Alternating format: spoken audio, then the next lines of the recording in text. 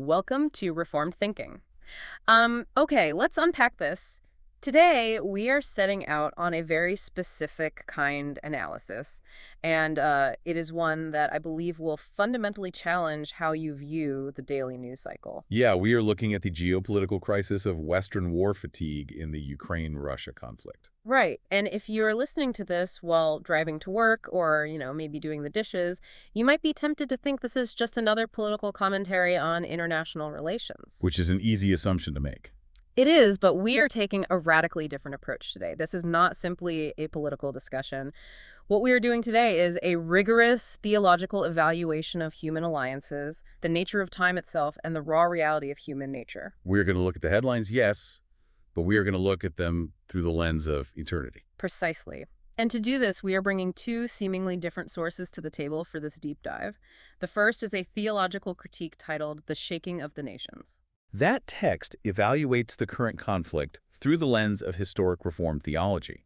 It draws heavily on the Westminster Confession of Faith. And the second source is a strategic geopolitical essay titled When Time is the Enemy. Now, that one analyzes the structural and diplomatic strain on democratic coalitions from a completely secular analytical standpoint. Two very different disciplines. Completely different.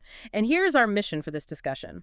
We want to examine how that secular strategic analysis aligns strikingly well with historic Reform doctrines. I am talking about doctrines like total depravity and divine providence. Yes, we want to show you how these massive theological concepts map perfectly onto the geopolitical realities we see unfolding right now. And most crucially, we want to help you understand what this geopolitical shaking means for your own faith. What does it mean for your own anxieties and your own daily life? So as we evaluate these texts, what stands out to you as the initial bridge between the secular and the sacred? Well, what is fascinating here is how both of these texts, despite coming from completely different disciplines, arrive at the precise same diagnosis of the human condition. They use different vocabulary, sure, but the conclusion is the same. Right. The strategic text, when time is the enemy, demands that we redefine our terms from the very beginning.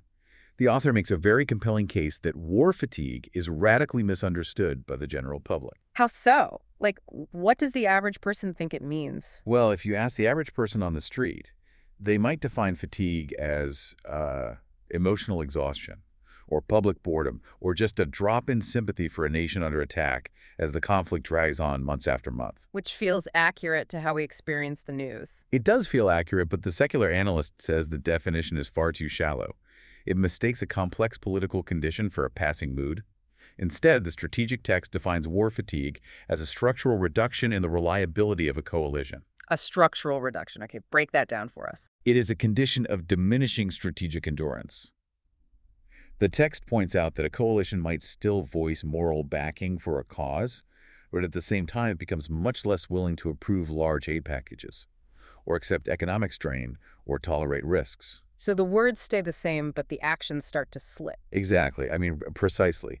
Fatigue manifests as hesitation, delay, dilution of aid, and inconsistency. The crucial word here is reliability. Support becomes episodic rather than predictable. Episodic. That is a great word for it. The analyst writes that support that is episodic, contested, and politically reversible is strategically weaker than support that is regular and predictable. It is not a sudden moral collapse, but a cumulative deterioration in a coalition's capacity to act with steadiness. And if we connect this to the broader reality of human nature, this secular definition of structural decay provides perfect empirical evidence for the theological claims made in our other source. It really does. I was struck by how both of these texts arrive at that grim diagnosis. Let's look at how the shaking of the nations handles this.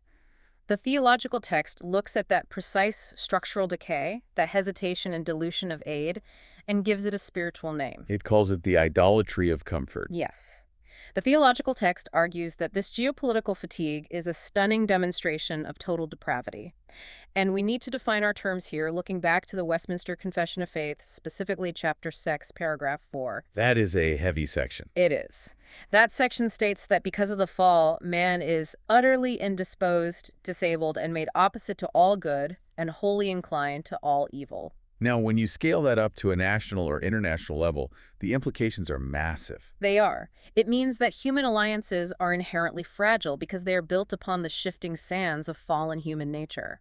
The Reformed critique points out that when household inflation causes voters to demand an exit strategy rather than justice, it reveals something about the heart. It reveals a heart that is prioritizing temporary affluence over objective righteousness. The text says, the West has become addicted to the indicative of its own affluence. So think about your own reactions to prolonged news cycles. How quickly does that initial moral outrage you feel when a crisis first breaks fade into financial calculation? That is the real test for the listener. Right. How quickly do we go from saying, we must stop this injustice, to asking, how much is this going to cost me at the gas pump? That shift, which the secular world calls public war fatigue, the Reformed theologian calls the natural outworking of a heart that, apart from regenerating grace, will always default to its own idols. That brings up a critical distinction between the two perspectives, though they are describing the same reality.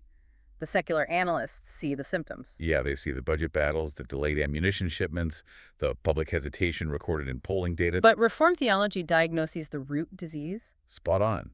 The strategic dilution of aid is the geopolitical outworking of the idolatry of comfort.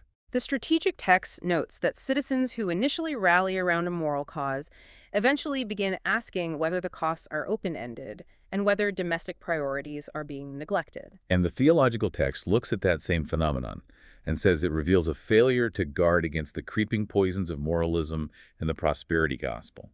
It shows that our primary object of worship has shifted. Yes, the symptom is a delayed weapons shipment, but the disease is an unregenerate heart's innate preference for ease over sacrifice. We are watching the Westminster Confession play out on the floor of parliaments and congresses around the world. But wait, let me play devil's advocate for a second here. Because a skeptic might hear this and say, isn't wanting affordable groceries or worrying about your own country's economy just common sense stewardship? That is a very common objection. How does the Reformed text defend calling that idolatry rather than just basic survival or practical governance? It seems harsh to label voters who are struggling with inflation as practitioners of idolatry simply because they want their government to focus on domestic issues. That is a very fair pushback, and the theological text actually anticipates it. The distinction lies in the difference between stewardship and the abandonment of objective justice for the sake of ease. Okay, unpack that distinction for us. Well, stewardship is managing resources wisely while still fulfilling moral obligations. Idolatry, in this context, occurs when comfort becomes the highest good, superseding the command to defend the oppressed or maintain righteous covenants. Ah, I see. The theological text argues that when a nation possesses the material wealth to uphold justice, but chooses not to because it requires a minor reduction in extreme luxury or convenience, that nation is revealing its true God. So it is not that caring about the economy is sinful. No, not at all. It is that elevating the economy above clear moral duty exposes a disordered love. The secular text calls this a drop in cost tolerance. And the theological text recognizes that our cost tolerance for righteousness is naturally zero because, as fallen creatures, we are curved inward upon ourselves. We love our own comfort more than we love our neighbor's survival. That reframing is incredibly clarifying. It takes the headline about a stalled aid bill and turns it into a mirror reflecting the human condition. And this raises an enormous question. If human nature makes alliances so incredibly fragile, how do our specific democratic structures aggravate this inherent flaw over time? You mentioned earlier that democracies are built for this kind of exhaustion. I did. Let's walk through the strategic text's breakdown of this. It outlines 4 main sources of strain that act as stress fractures within a coalition. I want us to take these one by one and map them to the theological critique. Let's do it. The first strain the secular author identifies is divergent threat perceptions. The reality is that nations closer to Russia, geographically and historically, feel the threat much more acutely. Right. For a nation bordering the conflict, it is an existential reality. But for nations farther away, across an ocean, it is just one crisis among many competing for attention. Yes. Geography heavily dictates policy in the secular analysis. And if we look at that through the Reformed lens, divergent threat perceptions are a perfect illustration of how fallen human nature struggles to conceptualize danger or duty outside of immediate self-interest. We lack the capacity for sustained, universal empathy. We really do. If the fire is not burning our own house, we eventually stop passing the water buckets. The theological text would say this is because we lack a unified covenantal understanding of justice. We view alliances as temporary contracts of mutual benefit rather than binding commitments to righteousness. Yes, and when the immediate benefit fades for the nation that is far away, the resolve fades with it. That leads directly into the second strain the strategic text mentions, which is unequal burden sharing. And this is a massive source of friction. Some states provide massive military hardware and financial backing, while others offer only rhetorical support and diplomatic statements. Over time, the secular analyst notes, this breeds deep resentment. The nations doing the heavy lifting start to look at the nations doing nothing and ask, why are we footing the bill for their security? And resentment is a powerful solvent for any coalition. Theologically, this points to the fractured nature of human community post-Genesis 3.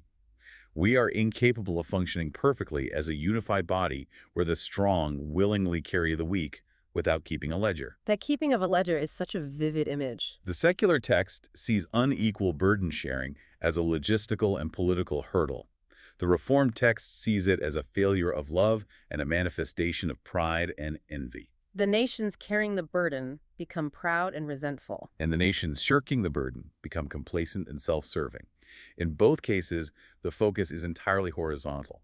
You are looking at what the other guy is doing, rather than vertical, looking at what God requires in terms of justice and mercy. Now here is the third strain, and I think this is the most fascinating one because it cuts to the core of Western society. The strategic text calls it electoral volatility. The author argues that democracies are built for contestation. Elections recur, governments change, and foreign policy must repeatedly survive tests of legitimacy against domestic priorities. A coalition might have rock-solid resolve today, but a parliamentary election in 6 months acts like a structural reset button on geopolitical memory. This is where the intersection of the two texts is most vivid. The secular author is pointing out an irony here. Right, the very mechanism that keeps democracies free. The frequent turnover of power makes them structurally unsuited for long-term perseverance in a fallen world. Every new election cycle forces the coalition to relitigate its reasons for supporting justice. Emergency solidarity is easy in moments of shock, but it is incredibly difficult to maintain when it requires continuous generational sacrifice. And the theological text layers a heavy critique over this electoral volatility. It argues that this constant shifting of goals based on polling data or the latest election cycle is what it calls the idol of pragmatism. It describes pragmatism as the secular mysticism of our day. Decisions are judged not by objective standards of righteousness, but simply by what works right now.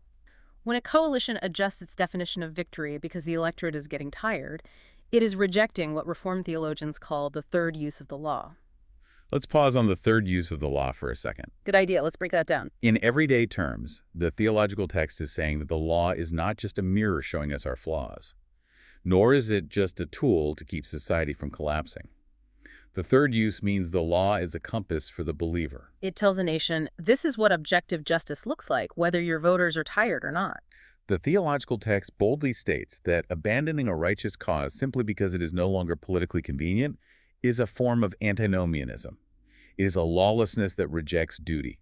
That is a phenomenal way to explain it. Pragmatism asks, what is the path of least resistance for my political survival? And the third use of the law asks, what is the standard of righteousness God demands, regardless of the cost? When a nation discards the latter for the former, it has embraced idolatry. And this connects perfectly to the fourth secular strain, end-state ambiguity. The coalition lacks agreement on what success actually looks like. Right. Is it full territorial restoration? Is it a frozen conflict? Without a shared definition of victory, cost tolerance plummets rapidly. I want to push on that idea of end-state ambiguity. Looking at the strategic text, a secular analyst might argue that shifting goals isn't pragmatic idolatry. They would say it is just smart diplomacy. That is true. They would say you have to keep your goals ambiguous early on to keep a diverse group of allies together. If you define victory too rigidly, people will back out.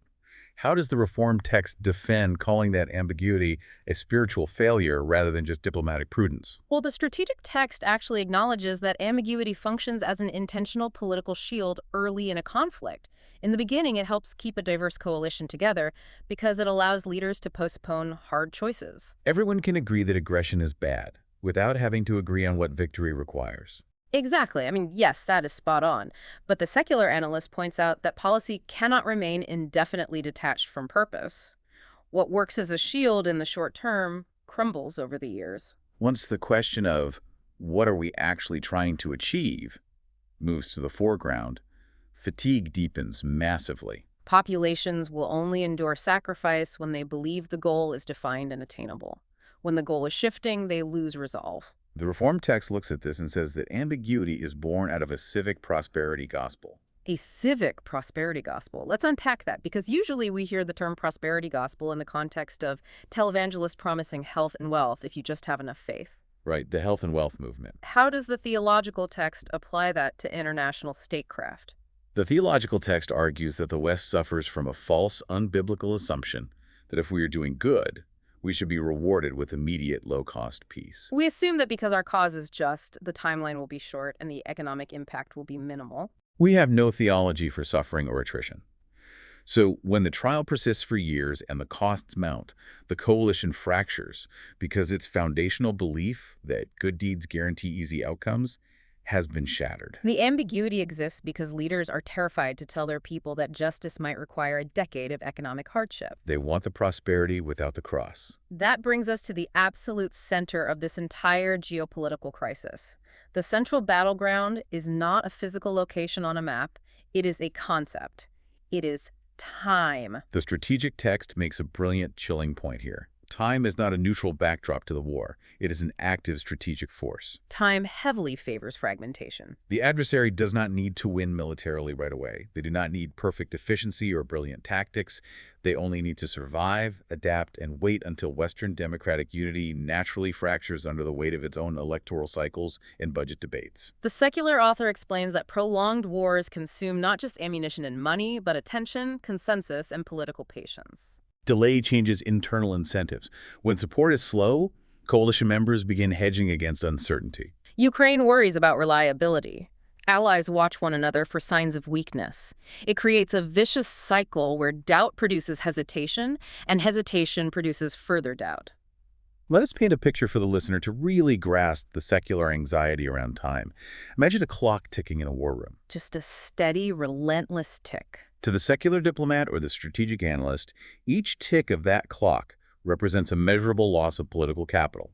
It represents an approaching election, a shrinking stockpile of artillery shells, and a public that is growing slightly more bored and slightly more resentful of the economic cost. Every single tick is a step closer to coalition fragmentation. Time is a predator, eating away at the very foundation of their strategy.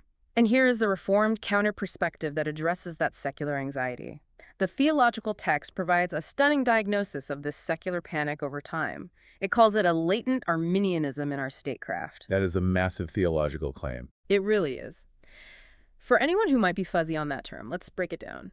Arminianism, in a broad theological sense, is a system of belief that places a heavy emphasis on human free will as the ultimate determining factor in salvation and, by extension, human history.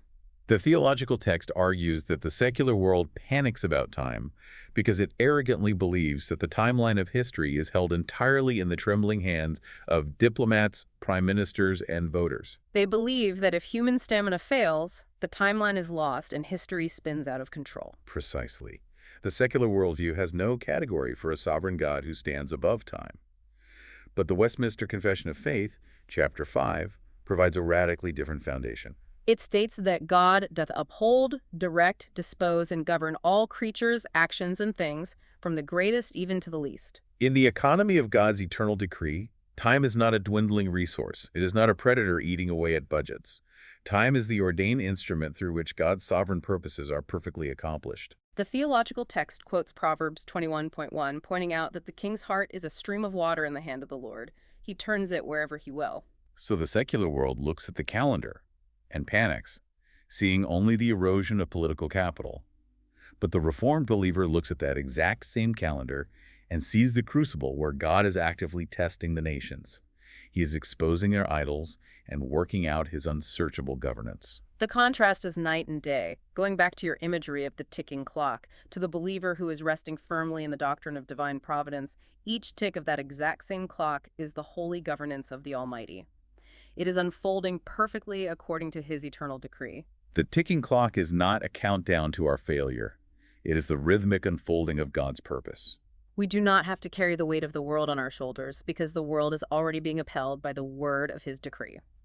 However, we must ground this theological comfort in reality, because trusting in providence does not mean we ignore the severe real-world fallout of secular panic. Right. The strategic text warns us about what happens when leaders operate out of a fear of time rather than steadfast conviction. When they panic, they produce fatigue-driven inconsistency, and the consequences are devastating. The secular author lists three major areas of strategic fallout that occur when a coalition begins to crack. First, there are operational delays. When Western support becomes inconsistent, the nation under attack is forced into a reactive posture. Commanders on the ground cannot plan offensives or defense strategies if they do not know when or if ammunition and air defense systems will arrive. The text makes a crucial point here. Late aid is not identical to timely aid. Delay changes opportunity. A weapon system delivered 6 months late might arrive to a battlefield that is completely shifted. That renders it far less effective. And the second area of fallout the strategic text identifies is the massive erosion of global deterrence. If the West shows it cannot sustain coherent support for an ally over a period of 2 or 3 years, adversaries globally take note. They infer that democratic coalitions are formidable in a short, sharp crisis, but entirely unreliable in a long struggle. The secular analyst points out that this invites future aggression around the world because dictators realize they just have to outwait the next Western election cycle. The third consequence, and perhaps the most dangerous, is that fatigue leads to flawed diplomacy. If a coalition is visibly exhausted, negotiations will be driven by a desperate desire for an exit rather than a position of strength. Exhausted diplomats make concessions that reward aggression and set the stage for future, larger conflicts. Let's bring the theological critique back into this, because the Reformed text aligns perfectly with these grim strategic consequences. The theological text argues that all of these failures, the operational delays, the eroded deterrence, the desperate diplomacy, are happening because the mask of utopian idealism is slipping. For decades, the West has operated on a secular philosophy of liberal theology and Enlightenment optimism. We assume that human progress, higher education, and democratic structures could somehow overcome the innate selfishness of human sin. We believed we could build an unshakable international order through our own cleverness and diplomacy. But the failure of this coalition to maintain its resolve reveals that manned alliances are as fragile as dust. We cannot engineer a utopia because the engineers themselves are utterly depraved. When the strategic text talks about fatigue-driven diplomacy, the theological text calls it retreating for the sake of convenience. It argues that this retreat stems from a seeker-sensitive, comfort-driven mentality. The modern Western conscience has been fed a diet of easy answers and quick fixes, whether in the church or in the public square. We have no theological category for a war of attrition. And the secular text addresses the counter-arguments people use to justify this retreat. Some politicians argue for restraint, saying we must scale down objectives before the public collapses entirely. Others argue from escalation fears, saying we must back away to avoid provoking a wider war. The strategic text rightly points out that these arguments often just shift costs to the future. They buy peace today by guaranteeing a more catastrophic war tomorrow. And the Reformed text looks at those exact same arguments for restraint and says they are born of that false civic prosperity gospel we discussed earlier. It is the assumption that human history is on an inevitable upward trajectory, and that if we just step back, things will naturally get better on their own. This geopolitical crisis absolutely shatters that illusion. I want you, the listener, to consider your own worldview here. Have you bought into that civic prosperity gospel? Do you assume that peace and justice are the natural default state of the world? Or do you recognize, as the Reformed tradition teaches, that peace is a hard-won condition that requires steadfast obedience, sacrifice, and the restraint of evil in a deeply fallen world? That is a piercing question. It forces us to examine whether our expectations of the world are shaped by Scripture or by secular optimism. Now, understanding this grim reality, the structural decay, the idolatry of comfort, the panic over time, and the failure of utopian idealism, how do we fix it? What is the path forward? What is striking is how both texts, after diagnosing this massive failure, pivot toward solutions that are surprisingly harmonious. They both demand a fundamental shift in how we operate, moving away from emotional reactions and towards structured endurance. Let's look at the secular solution first. The strategic text calls this shift long war governance. Long war governance is a brilliant concept. The strategic text argues that a coalition cannot rely on improvised emergency crisis responses indefinitely. You cannot run a 3-year war on adrenaline and moral outrage. The essential policy shift is from reactive aid to institutionalized support. The author breaks this down into practical steps. First, it means establishing predictable, multi-year budgets. Assistance cannot be something that has to be politically renegotiated from scratch every single month, subject to the whims of whoever is angry in Parliament that week. Second, it means shifting from simply depleting existing stockpiles of weapons to active defense industrial production. The analyst notes that industrial policy is war policy. You cannot fight a war of attrition without factories running. Third, it requires explicit, regularized burden sharing so that every nation knows its specific assigned role. This prevents the resentment and the finger-pointing we discussed earlier. And finally, it demands a coherent public narrative. Leaders must stop framing support as sentimental charity for a suffering neighbor and start framing it as strategic prudence for our own long-term survival. So long war governance is the secular attempt to build systems strong enough to carry conviction long after initial enthusiasm has naturally faded. It is the mature governance of force over time. Now let's map that to the theological application, because the Reformed text mirrors that secular strategy beautifully. The theological text outlines a framework of head, heart, and hands. It moves us from the indicative of God's sovereignty to the imperative of our duty. Let's walk through these step by step and see how they align with long war governance. First, the head. We must reject secular philosophy. We must believe with conviction that the shaking of these nations is purposefully governed by God. We must recognize that human coalitions may fracture, but God's decree stands firm. Our minds must be renewed by the truth of providence, so we do not panic when the political polls look bad. Second, the heart. We must aggressively purge the idols of ease and comfort from our lives. We must learn to love the doctrines of righteousness more than we love our national affluence or our low inflation rates. Our hearts need to be grounded in union with Christ, which provides a kind of endurance that the unregenerate world simply cannot mimic. The secular world relies on shifting public mood. The believer relies on the unchanging character of God. And third, the hands. This is where the theology hits the pavement. We are called to do the hard work of coalition management, civic duty, and political engagement, but we do it with a sober realism about total depravity. We do not operate under the illusion that we can perfect the world. We act out of grateful obedience. We execute our duties not because we trust in the arm of the flesh to save us, but because we serve a king whose kingdom cannot be shaken. We are called to be faithful stewards of the justice God has entrusted to us. The parallels here are incredibly precise. The strategic call to institutionalize aid through multi-year budgets and defense production is the exact secular equivalent of the Reformed call for steadfastness and the establishment of the ordinary means of grace. Both texts are demanding an absolute end to emotional, crisis-driven reactions. They are calling for mature, realistic, structured endurance. Calling an unbelieving world to repentance involves warning them against trusting human cleverness and shifting political alliances. While calling the believer to action involves resting securely in divine providence while doing the hard, repetitive work in front of us. I love that connection between defense industrial production and the means of grace. Think about that, listener.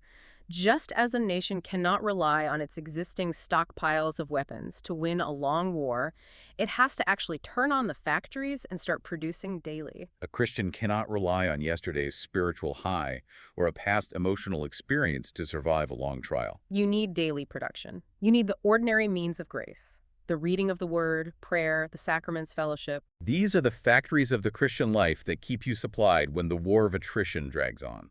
That analogy raises a critical point about how this dual framework applies directly to you. The principles of long war governance and grateful obedience are not just for diplomats managing international coalitions in Geneva or Washington. They apply intimately to how you steer through personal trials, family crises, or extended periods of difficulty in your own life. If you rely solely on sudden bursts of emotional motivation to get through a difficult season, say a chronic illness or a painful relational rift, you will fail, just as a coalition relying on moral outrage will eventually succumb to fatigue. Emotional momentum naturally fades. The adrenaline wears off. You need your own form of long war governance. So what does long war governance look like in a personal, spiritual sense? It means you stop waiting for a feeling of inspiration before you pray. It means you institutionalize your reliance on God. You set up predictable, regular habits of grace. You read scripture systematically, not just when you feel like it. You participate in the life of the church, even when you are tired. These are the institutionalized mechanisms of the Christian life that sustain you when your enthusiasm wanes and your spiritual cost tolerance drops. Precisely. When you face your own personal wars of attrition, you cannot rely on an emergency mindset. You must shift to a predictable, steadfast reliance on God's providence. Acknowledging your own frailty, your own total depravity, and tendency to seek comfort over obedience, and resting entirely in the finished work of Christ.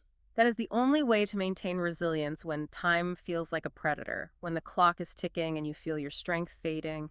You remember that God holds the timeline and He provides the means to endure it.